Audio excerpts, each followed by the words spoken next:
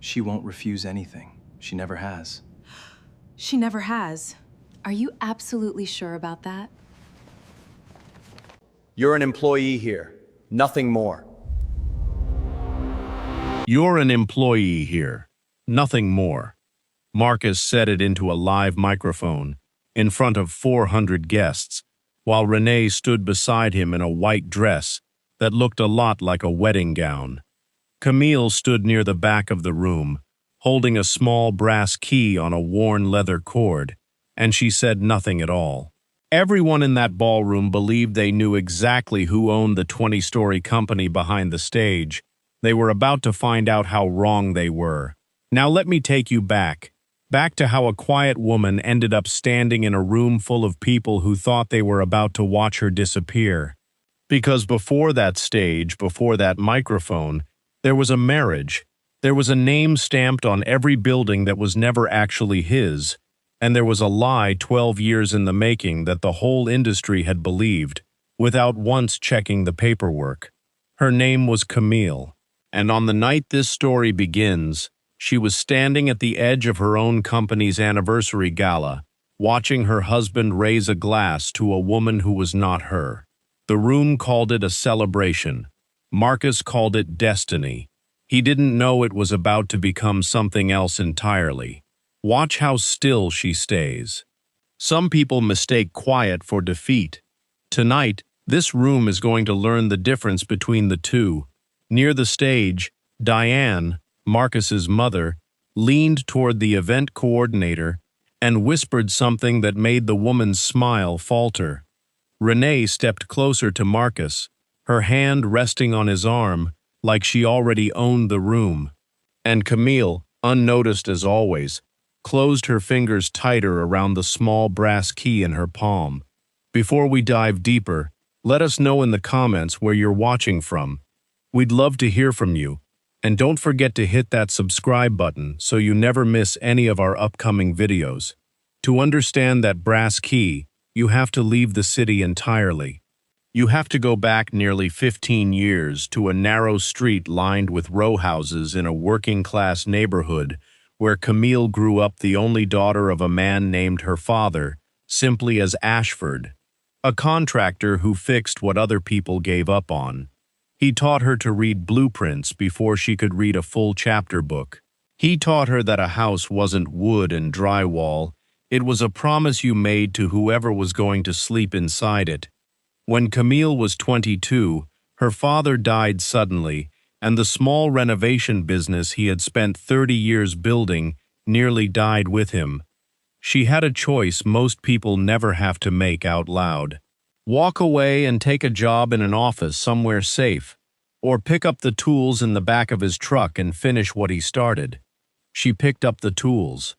The first property she ever bought was a foreclosed duplex nobody wanted. Water damage in the walls. A roof that leaned like it was tired of standing. She borrowed against her father's old truck to make the down payment. She worked the renovation herself, some nights sleeping on the floor of the unfinished unit because she couldn't afford to pay rent and buy materials in the same month. When she sold that duplex 8 months later, she made more than her father had earned in 3 years of contract work. She used the profit to buy 2 more properties, then 4, then a small office. What the world would later call a real estate empire started with 1 foreclosed duplex and a woman who refused to let her father's name disappear with him. She met Marcus at a permits office when she was 26, waiting in the same slow-moving line to file paperwork for her 5th property. He was not in real estate then. He was selling insurance and hating it, but he had the kind of charm that made strangers feel like old friends within minutes. Camille had spent 4 years talking to contractors and city inspectors and almost nobody else. She fell for a man who could walk into any room and own it, because she had never learned how to do that herself, and didn't particularly want to. They married in a small courthouse ceremony 18 months later. In the early years, Marcus believed in her completely. He told anyone who would listen that his wife was the smartest person he had ever met. But investors are not always kind to quiet women who show up to pitch meetings in work boots with dust still on the cuffs of their jeans. More than once, a room full of men addressed every question to Marcus by default, assuming the husband must be the one running things. So Camille made a decision that would define the next 12 years. She let Marcus become the face of the company. He would take the meetings, give the interviews, shake the hands. She would keep doing what she had always done best, finding the properties nobody else wanted and turning them into something worth having. On paper, she remained the sole owner. In every room that mattered publicly, he became the name people said out loud. "We're a team," he told her. For a long time, she believed that was true. Watch what a spotlight does to someone who didn't build the thing it's shining on. Year by year, the company grew. Magazine features called Marcus a visionary. Industry panels invited him to speak about risk and reinvention, using language he had picked up secondhand from Camille's own notes. And slowly, he started to believe the version of the story where he was the architect instead of the face. He stopped saying, "My wife built this." He started saying, "I built this." First in casual conversation, then in interviews, then eventually to Camille herself, at their own dinner table. His mother Diane had never fully accepted Camille, viewing her as a rough-edged tradeswoman who had gotten lucky marrying up, rather than the reason the family had a fortune at all. Diane began quietly encouraging Marcus to formalize what she called the natural leadership structure of the business. That was when Renee entered the picture, a marketing director hired to modernize the company's public image. She was ambitious, sharp, and good at making Marcus feel understood in exactly the way he had started to feel Camille no longer understood him. He told Renee that his wife had never appreciated his vision. He told her the company would be nothing without his instincts. Renee, who had spent years watching other people take credit for her ideas too, recognized an opportunity when she saw the way Marcus looked at her, and she decided this time she would be the one standing in the light instead of writing the script for someone else to read from a teleprompter.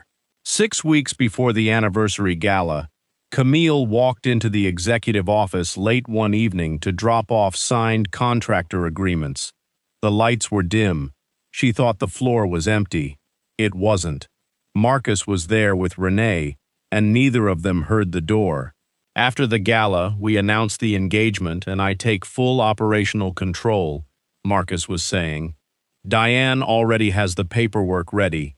Camille signs it, quietly, no press, and by next quarter, nobody even remembers whose name was ever on the original deed." Renee asked what would happen if Camille refused to sign. Marcus laughed, the kind of laugh that assumes it has already won.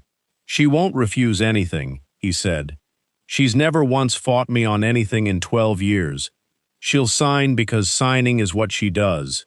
She builds, I lead. That's how this has always worked." Camille did not step into the room. She backed away slowly into the hallway, the contractor folder shaking slightly in her hands, and she drove home in silence. She did not cry that night, not right away. She sat at her kitchen table with the folder in front of her and understood, fully and finally, that the man she had protected in every boardroom for 12 years had built an entire private plan around the assumption that she was too quiet to ever stop him. She thought about her father's toolbox in the garage. She thought about the duplex with the leaning roof. And somewhere around midnight, she picked up the phone and called the one person who had known the truth the entire time. Mr. Whitaker had been Camille's attorney since the week she filed paperwork on that first foreclosed duplex. He had watched her build the company from nothing, watched her hand the public spotlight to a husband who had never once asked to see the ownership documents himself in 12 years because he had never once doubted that the company belonged to him. "Camille," he said gently over the phone that night, "I heard Diane's been drafting transfer paperwork. Before you consider any of it, I need to ask you something, and I need you to actually answer it. Whose name is on the original charter? Camille already knew the answer. She had known it every single day for 12 years. She had simply chosen, for the sake of a marriage she wanted to believe in, not to say it out loud. She opened the small fireproof box she kept at the back of her closet, the one Marcus had never once been curious enough to ask about, and she looked again at the original founding documents, her name listed as sole owner, exactly as it had been since the day she filed them. She thought about her father telling her that a house was a promise. She realized somewhere in the last 12 years she had stopped keeping the promise to herself. Mr. Whitaker had one more question for her. "The anniversary gala is in 6 weeks," he said. "Do you want to stay quiet, or do you want the room to finally know the truth?" Camille looked at the brass key on the shelf beside the box, the one from that very first duplex. "I want them to know," she said. "So now we are back where we started. 400 guests, cameras live, a husband on a stage, drunk on a lie he had been telling himself for over a decade, lifting his glass toward a woman who was never his to promote in the first place. You're an employee here, nothing more," Marcus had said, loud enough for the cameras to catch every word, and the room laughed the easy laugh of people who assume the powerful man on the stage must be telling the truth. But here is what they didn't notice. At the back of the ballroom, Mr. Whitaker stepped forward with a leather folder under his arm, and Camille walked toward the stage, calm, unhurried, the brass key still resting against her palm. Diane moved to block her path. "This is a private family moment," Diane said. Camille looked at her and did not raise her voice. "I built the family," she said, and walked past her.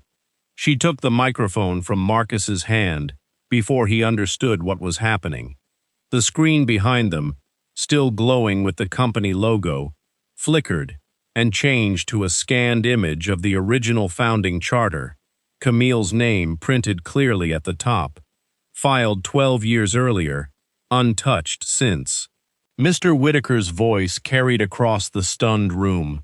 "For the record," he said, "the sole owner of this company, every property, every deed, has been Camille Ashford since its founding.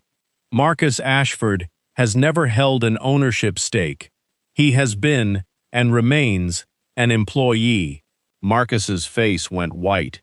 He reached for the microphone and found nothing to say. Camille looked at him, the man she had protected in every room for 12 years, and spoke the line the whole gala would repeat for months. "You're an employee here," she said quietly. "Nothing more. I just never needed to say it out loud until tonight. The fall did not take months. It took one evening. Mr. Whitaker had already filed the paperwork removing Marcus from any operational authority he had only ever held informally, never legally." Renee left before the gala even ended, gathering her coat without a single glance back at the man whose ownership she had believed in completely. Diane found Camille near the exit and reached for one last plea, reminding her they were still family. Camille answered her plainly. "I never put anyone out," she said. "I only stopped holding you up. You'll feel the difference soon enough." She walked out into the night the same way she had walked in, calm, unhurried, the brass key still resting in her palm, except now every person behind her finally understood exactly whose name had been on the deed the entire time. Months later, the story had mostly faded from the headlines the way headlines always do. Marcus found that without Camille's work behind him, there was very little left to sell. Renee discovered that no company wanted to hire the face associated with the scandal. Camille, meanwhile, did the most unexpected thing of all. She didn't build a bigger tower or throw a bigger party. She drove back to the old neighborhood where her father's small renovation shop used to stand, bought the empty lot next to it, and opened a training program for young women, learning construction and property renovation from the ground up, the same way her father had once taught her. She still ran the company, quietly, from the back, the way she always had. And some evenings, before she left the office, she would run her thumb over the small brass key on her desk, the one from the very first duplex, and remind herself that real worth was never the thing that needed to be announced. It was simply the thing that was, finally, undeniably true. Let us know in the comments where you're watching from. We'd love to hear from you, and don't forget to hit that subscribe button so you never miss any of our upcoming videos.